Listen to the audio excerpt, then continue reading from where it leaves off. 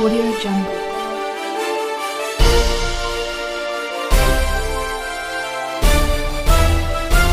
Audio Jungle. नमस्कार दोस्तों, Vinayak competition classes के यूट्यूब चैनल पर आपका हार्दिक स्वागत है। पिछली क्लासेस में हमने वर्ब को लेकर बात की थी। हमने कहा था बेसिक इन्फॉर्मेशन में सेंटेंस में जो 5 एलिमेंट होते हैं उनको लेकर हम बात कर रहे थे। सबसे पहले हमने सेंटेंस में सबसे सब्जेक्ट जो होता है उसके बारे में बात की थी। फिर हमने वर्ब के बारे में बात की थी। वर्ब को हमने अलग अलग प्रकार से पढ़ा है और आज हम बात करेंगे ऑब्जेक्ट को लेकर। हम बात कर रहे थे कि सेंटेंस में जो एलिमेंट होते हैं इनको कैसे पहचाने, कैसे पता करें कि ये सब्जेक्ट है, ये वर्ब है, ये ऑब्जेक्ट है। तो वर्ब तक हम पढ़ चुके हैं और आज हम बात करेंगे ऑब्जेक्ट को लेकर कि वाक्य में ऑब्जेक्ट को हम कैसे आइडेंटिफाई करें। गिवन सेंटेंस में ऑब्जेक्ट है या नहीं, यदि ऑब्जेक्ट है तो कौन सा ऑब्जेक्ट है, ऑब्जेक्ट कितने प्रकार का होता है, कितने ऑब्जेक्ट एक वाक्य में आ सकते हैं, इस तरीके की बातें हम आज की क्लास में करने वाले हैं। तो चलो हम बात करते हैं ऑब्जेक्ट को लेकर। ऑब्जेक्ट को वाक्य में कैसे पहचाने। तो सबसे पहले तो मैं आपको बताता हूं कि ऑब्जेक्ट कितने प्रकार का होता है। तो यहां पर ऑब्जेक्ट को मैं 2 भागों में विभाजित कर दूंगा। एक मैं कहूंगा डायरेक्ट ऑब्जेक्ट और दूसरा मैं कहूंगा इनडायरेक्ट ऑब्जेक्ट। एक मैंने कहा डायरेक्ट ऑब्जेक्ट और दूसरा मैंने कहा इनडायरेक्ट ऑब्जेक्ट। ऑब्जेक्ट को 2 भागों में विभाजित किया। एक आपका डायरेक्ट ऑब्जेक्ट हो गया, दूसरा आपका इनडायरेक्ट ऑब्जेक्ट हो गया। अब यहां पर मैं पहचानने की बात करूं कि कोई भी आपको सेंटेंस दे दिया जाए और उस वाक्य में ऑब्जेक्ट है या नहीं ये हमें पता करना है, तो हम ये कैसे पता कर सकते हैं। तो ध्यान देने की बात है, वाक्य का जो मेन वर्ब होता है उस मेन वर्ब से आपको सवाल करना होता है। वाक्य के मेन वर्ब से या तो हम व्हाट से सवाल करेंगे या फिर हम हुम से सवाल करेंगे। वाक्य की मेन वर्ब से या तो व्हाट से या फिर हुम से हम क्या करेंगे, क्वेश्चन करेंगे। व्हाट या हुम से हम क्वेश्चन करेंगे और जो व्हाट या हुम का हमें आंसर मिलता है वो आंसर अपना ऑब्जेक्ट होगा। हमें यदि वाक्य में ऑब्जेक्ट को आइडेंटिफाई करना है तो किस प्रोसीजर को हम फॉलो कर सकते हैं। How can we identify an object in the given sentence. तो हमें ध्यान देना है कि ऑब्जेक्ट 2 प्रकार का, एक डायरेक्ट ऑब्जेक्ट और एक इनडायरेक्ट ऑब्जेक्ट। आइडेंटिफाई करना तो वाक्य की मेन वर्ब से व्हाट या हुम के द्वारा सवाल किया जाएगा और जो सवाल का आंसर मिलता है वही ऑब्जेक्ट होगा। फॉर एग्जाम्पल मैं बात करूं, मैंने कहा रीना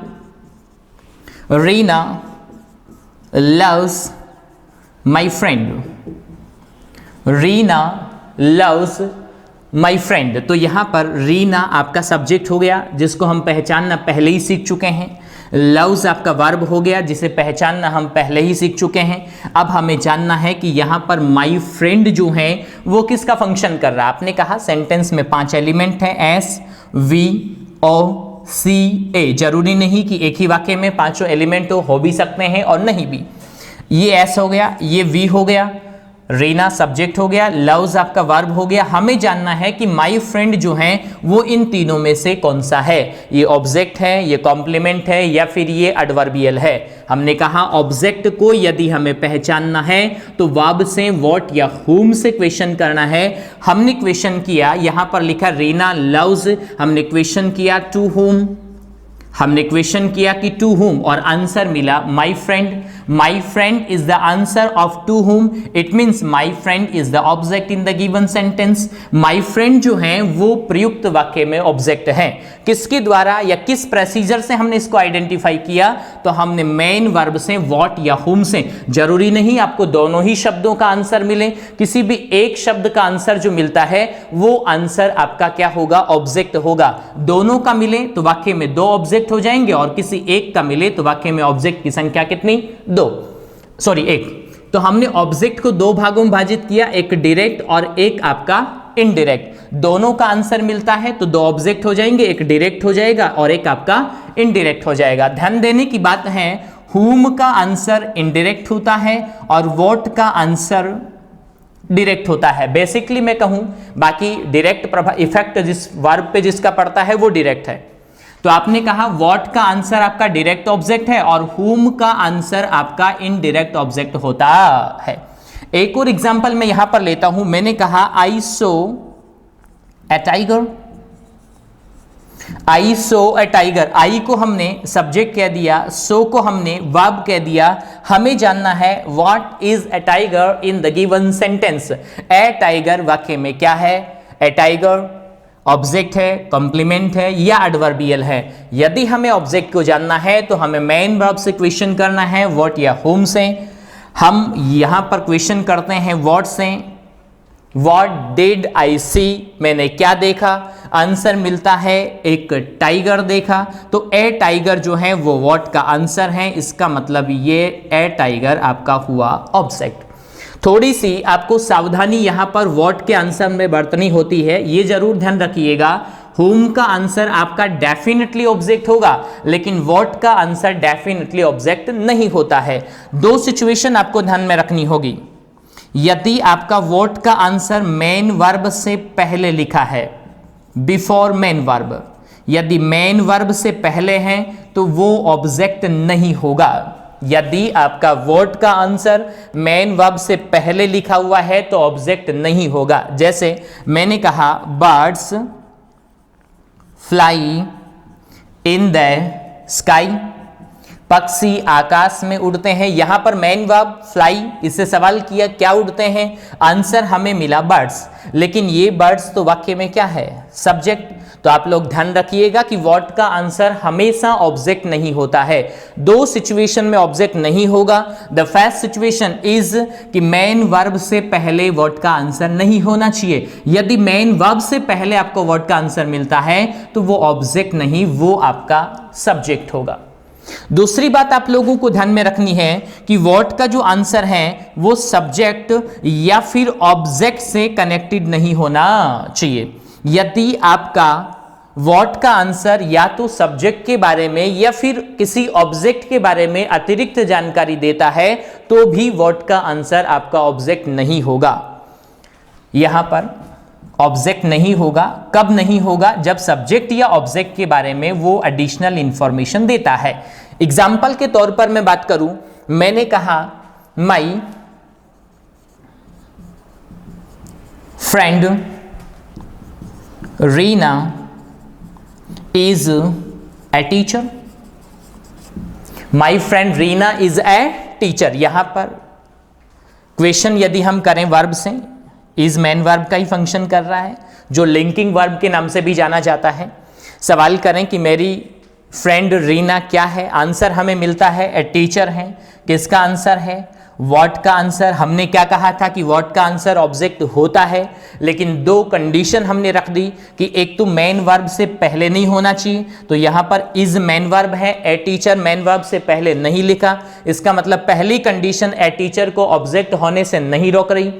दूसरी कंडीशन अपनी है कि वो सब्जेक्ट या ऑब्जेक्ट के बारे में अतिरिक्त जानकारी नहीं देना चाहिए। तो ए टीचर कौन है? A teacher Reena. तो ये किसके बारे में जानकारी दे रहा है? ये माई फ्रेंड रीना सब्जेक्ट है, तो ए टीचर सब्जेक्ट के बारे में अतिरिक्त जानकारी दे रहा है। और आपने कहा कि सब्जेक्ट या ऑब्जेक्ट के बारे में अतिरिक्त जानकारी दे तो वह ऑब्जेक्ट नहीं होगा। इसका मतलब ए टीचर व्हाट का आंसर होते हुए भी यहां पर ऑब्जेक्ट नहीं है।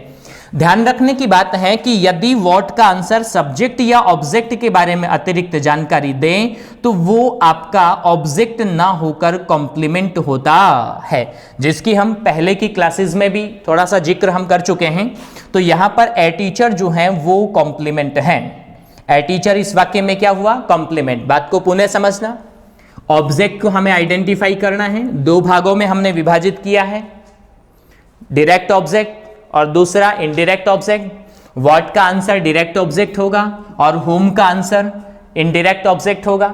आइडेंटिफाई करने की बात करें तो वाक्य में जो मेन वर्ब है उससे सवाल करेंगे, या तो हम व्हाट से सवाल करेंगे या फिर हम होम से सवाल करेंगे। व्हाट या होम का जो आंसर होता है वो ऑब्जेक्ट होता है। होम का आंसर डेफिनेटली ऑब्जेक्ट होता है, लेकिन व्हाट का आंसर डेफिनेटली ऑब्जेक्ट नहीं होता। दो बातों को लेकर हमें सावधानी बरतनी होती है। व्हाट का आंसर जो है वो मेन वर्ब से पहले नहीं होना चाहिए। यदि व्हाट का आंसर मेन वर्ब से पहले हुआ तो वो ऑब्जेक्ट नहीं, सब्जेक्ट होगा। दूसरी बात, व्हाट का आंसर सब्जेक्ट या ऑब्जेक्ट के बारे में अतिरिक्त जानकारी नहीं देना चाहिए। यदि अतिरिक्त जानकारी देता है तो वो ऑब्जेक्ट ना होकर आपका कॉम्प्लीमेंट होगा। तो ये अपनी बातें थी ऑब्जेक्ट को लेकर। अब हम बात करेंगे कॉम्प्लीमेंट को लेकर। वैसे हम लगभग समझ चुके हैं कॉम्प्लीमेंट को, फिर भी हम बात करते हैं। आगे हम बात करते हैं कि वाक्य में कॉम्प्लीमेंट को कैसे पहचानें। कॉम्प्लीमेंट को पहचानने की मैं बात करूं तो हमें वाक्य में व्हाट से क्वेश्चन करना होता है। देखो, व्हाट से सवाल की बात हम ऑब्जेक्ट में भी कर चुके हैं और वही बातें अपनी कॉम्प्लीमेंट में भी आनी है। ऑब्जेक्ट में हमने कहा था कि व्हाट के द्वारा हम मेन वर्ब से क्वेश्चन करते हैं और उस मेन वर्ब में जो व्हाट का आंसर होगा वो आपका ऑब्जेक्ट होता है। दो कंडीशन हमने रखी थी कि वो व्हाट का आंसर मेन वर्ब से पहले नहीं होना चाहिए और सब्जेक्ट या ऑब्जेक्ट के बारे में अतिरिक्त जानकारी नहीं देना चाहिए। यदि ये दोनों सिचुएशन को फॉलो नहीं करें तो व्हाट का आंसर ऑब्जेक्ट होता है। अब हम जानते हैं कि व्हाट का आंसर कॉम्प्लीमेंट कब होगा, तो हमें क्या करना होता है, व्हाट के द्वारा सवाल करना होता है और जो व्हाट का आंसर मिलता है वो कॉम्प्लीमेंट कब होगा, जब वो या तो सब्जेक्ट के बारे में या फिर ऑब्जेक्ट के बारे में एडिशनल इंफॉर्मेशन अतिरिक्त जानकारी देता हो। यदि व्हाट का आंसर सब्जेक्ट या ऑब्जेक्ट के बारे में अतिरिक्त जानकारी दें तो वो आपका कॉम्प्लीमेंट कहलाएगा। किस तरीके से, हम दोनों सिचुएशन को समझेंगे। जैसे एक मैं सेंटेंस कहता हूं, Radha is a doctor. Radha is a doctor, element की मैं बात करूं तो राधा को एस मार्क करेंगे, इज को वी मार्क करेंगे और हमें जानना है कि ए डॉक्टर क्या है। हमने एस को, वी को, ओ को, सी की हम बात कर रहे हैं, यहां तक आइडेंटिफाई करना सीख लिया है। हमने वर्ब को, सब्जेक्ट को जानना। ऑब्जेक्ट के बारे में हमने कहा था कि व्हाट से या होम से क्वेश्चन करेंगे। यदि यहां पर मैं व्हाट से क्वेश्चन करूं तो आंसर हमें ए डॉक्टर मिलता है। Radha is a doctor, Radha एक डॉक्टर है। राधा क्या है, तो Radha, what is Radha, Radha is a doctor is the answer of what. What का आंसर है, तो हमने पहले कहा था कि व्हाट का आंसर ऑब्जेक्ट भी हो सकता है। अब ये ऑब्जेक्ट है या कॉम्प्लीमेंट है।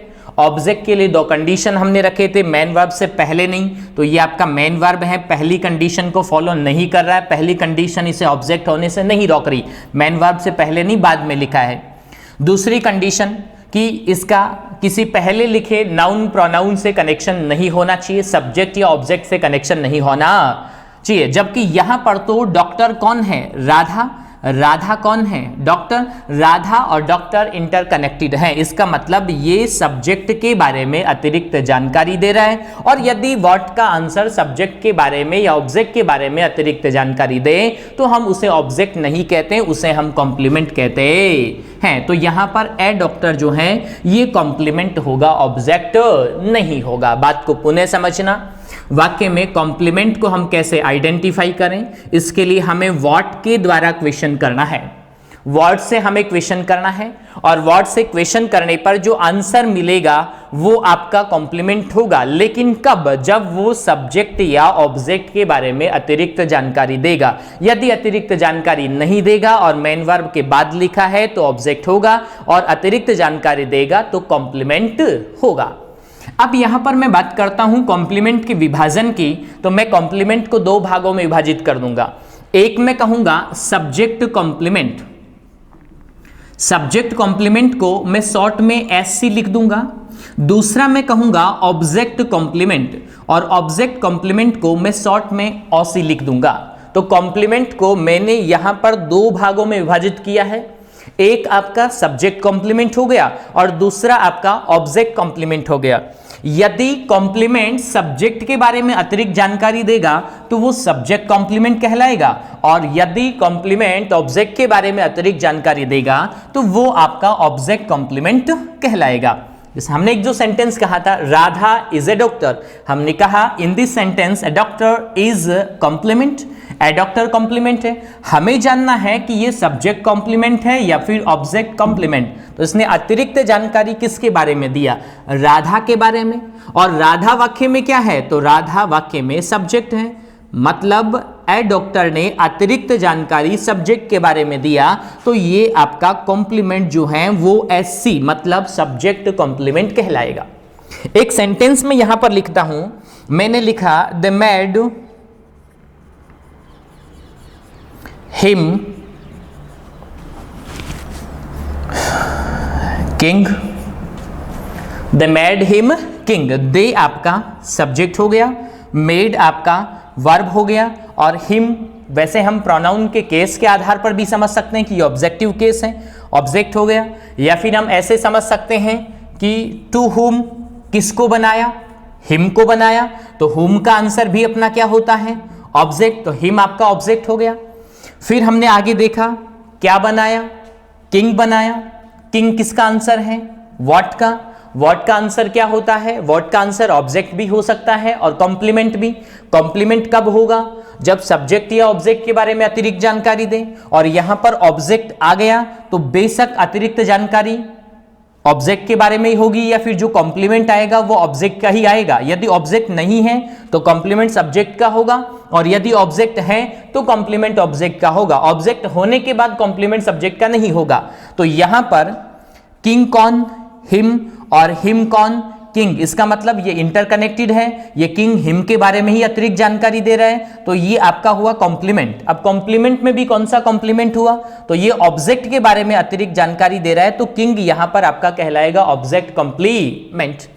एक और एग्जांपल के जरिए हम समझने का कोशिश करते हैं। मैंने कहा the villagers made Radha a panch. The villagers made Radha a panch. The villagers क्या है? सब्जेक्ट। मेड क्या है? वर्ब। राधा क्या है? ऑब्जेक्ट। ए पंच क्या है? हमें जानना है ऑब्जेक्ट है या फिर कॉम्प्लीमेंट है। आंसर किसका है? गांव वालों ने राधा को पंच बनाया। किसको? राधा को। किसका आंसर? हुम। हुम का आंसर क्या होता है? ऑब्जेक्ट। No question. क्या बनाया? पंच। किसका आंसर? व्हाट का। व्हाट का आंसर क्या होता है? दो जवाब है सर। व्हाट का आंसर ऑब्जेक्ट भी होता है और व्हाट का आंसर कॉम्प्लीमेंट भी होता है। ए पंच क्या है? ऑब्जेक्ट है और कॉम्प्लीमेंट। जानने की कोशिश करते हैं। तो पंच किसको बनाया? राधा को। राधा को क्या बनाया? पंच। इसका मतलब पंच राधा के बारे में अतिरिक्त जानकारी, और जहां पर भी अतिरिक्त जानकारी का बात आता है वहां पर हम मार्क करेंगे सी मतलब कॉम्प्लीमेंट। चलो सर, आपने कहा कॉम्प्लीमेंट भी दो प्रकार का, सब्जेक्ट कॉम्प्लीमेंट, दूसरा ऑब्जेक्ट कॉम्प्लीमेंट। ये कौन सा है? आप भी जज कर सकते हैं। यदि जानकारी सब्जेक्ट के बारे में दिया तो सब्जेक्ट कॉम्प्लीमेंट, और जानकारी ऑब्जेक्ट के बारे में दिया तो ऑब्जेक्ट कॉम्प्लीमेंट। और यहां पर राधा ऑब्जेक्ट है, ऑब्जेक्ट के बारे में जानकारी, तो इसे हम ऑसी कह देंगे। O C means object complement. तो इस तरीके से हम सेंटेंस में कॉम्प्लीमेंट को आइडेंटिफाई करते हैं। अब हम सेंटेंस में होने वाले अंतिम एलिमेंट एडवर्बियल के बारे में बात करते हैं। वाक्य में मैक्सिमम नंबर ऑफ एलिमेंट्स, अधिकतम एलिमेंट्स की संख्या 5 होती है। सब्जेक्ट होता है, वर्ब होता है, ऑब्जेक्ट होता है, कॉम्प्लीमेंट होता है और एडवर्बियल। 4 के बारे में हम बातचीत कर चुके हैं। सब्जेक्ट के बारे में, वर्ब के बारे में, ऑब्जेक्ट के बारे में, कॉम्प्लीमेंट के बारे में। अब हम बात करेंगे एडवर्बियल के बारे में।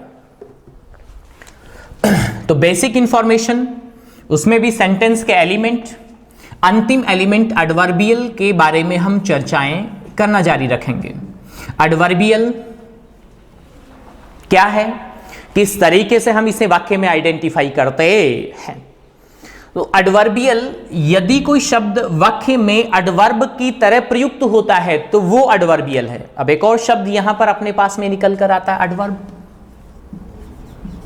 सवाल एक और है कि सर दोनों में कोई अंतर है या फिर केवल कहने का अंतर है, या केवल दो शब्द बनाने के लिए हमने ऐसा कर दिया, अंतर नहीं। तो यहां पर हम जाने एडवर्ब अलग होता है और एडवर्बियल अलग होता है। निश्चित रूप से दोनों में अंतर है। किस तरीके का अंतर है उसको भी समझेंगे। देखो, यदि कोई भी शब्द वाक्य में एडवर्ब का काम कर रहा है तो उसे सेंटेंस में एडवर्ब नहीं, उसे एडवर्बियल कहा जाएगा। कोई भी वर्ड सेंटेंस में प्रयुक्त होकर वो एडवर्ब की तरह फंक्शन करें तो उसे सेंटेंस में एडवर्ब ना कह के उसे एडवर्बियल ही कहा जाएगा। Then what is adverb? Adverb जो होता है वो वर्ड कैटेगरी होता है, शब्द की श्रेणी एडवर्ब होता है। जैसे कई बार हम लोग सवाल करते हैं शब्दों को लेकर, ये शब्द क्या है, हम कहते हैं ये नाउन है, ये प्रोनाउन है, ये वर्ब है, ये प्रपोजिशन है, ये कंजंक्शन है, ऐसा कुछ हम बातें करते हैं। तो आपने कहा एडवर्ब जो है वो वर्ड कैटेगरी, मैंने लिखा राम, आपका जवाब होगा कि राम सर नाउन होता है।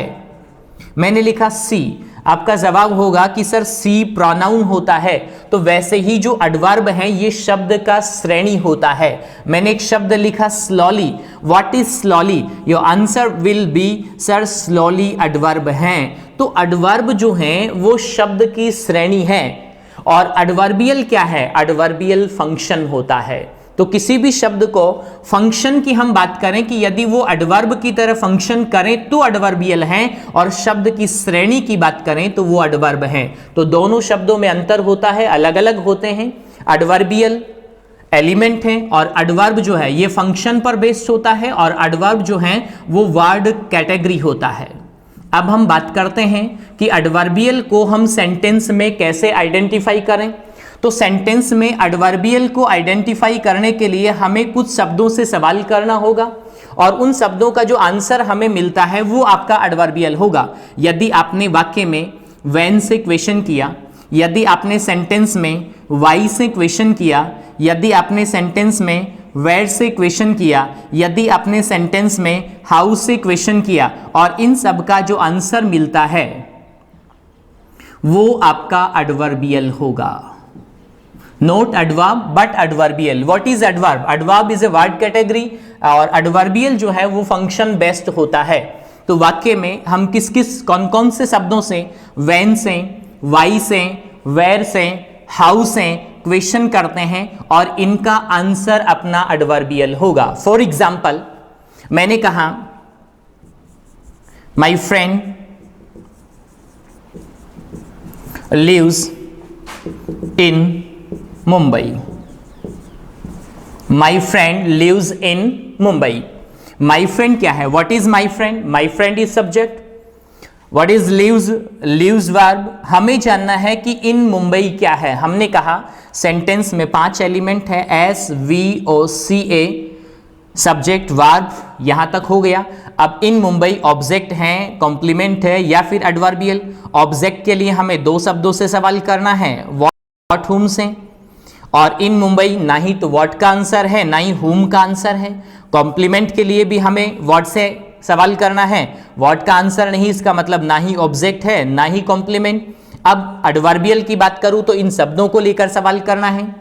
यदि यहां पर हम वेयर से सवाल करें, my friend lives in Mumbai, मेरा दोस्त मुंबई में, वेयर कहाँ रहता है? मुंबई। तो इन मुंबई जो है वो आपका वेयर का आंसर है, और वेयर का आंसर जो है वो एडवर्बियल होता है। ध्यान रखेंगे, वेयर का आंसर सेंटेंस में एडवर्बियल ही मार्क किया जाएगा, एडवर्ब मार्क नहीं किया जाएगा। एडवर्ब वर्ड कैटेगरी होता। इसी तरीके से अन्य शब्दों की मैं बात करूं, चाहे आप व्हेन से सवाल करें, चाहे वाई से करें, चाहे हाउ से। मैं कहता हूं Lata speaks loudly. Lata speaks loudly. What is Lata? Lata can be marked S, speaks can be marked V, और हमें जानना है कि लाउडली क्या है। तो ये लाउडली जो है वो किसका आंसर होगा? हाउ का। ट्रांसलेशन के जरिए समझते हैं। लता स्पीक्स लाउडली, लता जोर से बोलती है। सवाल किया कैसे बोलती है? आंसर हमें मिला लाउडली। लाउडली हाउ का आंसर, और हाउ का आंसर क्या होता है? एडवर्बियल। तो लाउडली यहां पर आपका क्या हो जाता है? एडवर्बियल। तो इसी तरीके से अन्य शब्दों से तो हम ध्यान रखेंगे एडवर्बियल को सेंटेंस में कैसे आइडेंटिफाई करें। हमें व्हेन से क्वेश्चन करना है, हमें वाई से क्वेश्चन करना है, हमें वेयर से क्वेश्चन करना, हमें हाउ से क्वेश्चन करना, और इन सब का जो आंसर होगा वो एडवर्बियल होगा। तो ये बेसिक सी इंफॉर्मेशन इंग्लिश ग्रामर में जो थी वो सेंटेंस में होने वाले या आने वाले प्रयुक्त होने वाले 5 एलिमेंट्स को लेकर थी कि हम सेंटेंस में 5 एलिमेंट्स को कैसे पहचानें, और ये एक आसान सा तरीका आप लोगों के सामने प्रस्तुत किया गया एलिमेंट्स को पहचानने को लेकर। आगे की बातें जो हैं हम अगली क्लासेस में करेंगे, और अगली क्लासेस में हम किसी विशेष बिंदु को लेकर बातचीत करेंगे, जो ग्रामर के टॉपिक्स हैं उनको लेकर बातचीत करेंगे। तो मैं चाहूँगा कि किसी क्रम में यदि आप ग्रामर को पढ़ना चाहते हैं तो आप कमेंट बॉक्स में ज़रूर लिखें कि किस टॉपिक के बारे में आप पढ़ना चाहते हैं, किस सीक्वेंस में आप पढ़ना चाहते हैं, उसी सीक्वेंस में हम आगे की क्लासेस जारी रखेंगे। अन्यथा मैं अपने हिसाब से जो टॉपिक ज़्यादा इंपॉर्टेंट बनते हैं उनको लेकर आगे की क्लासेस में आप लोगों के सामने प्रस्तुत रहूँगा। नमस्कार।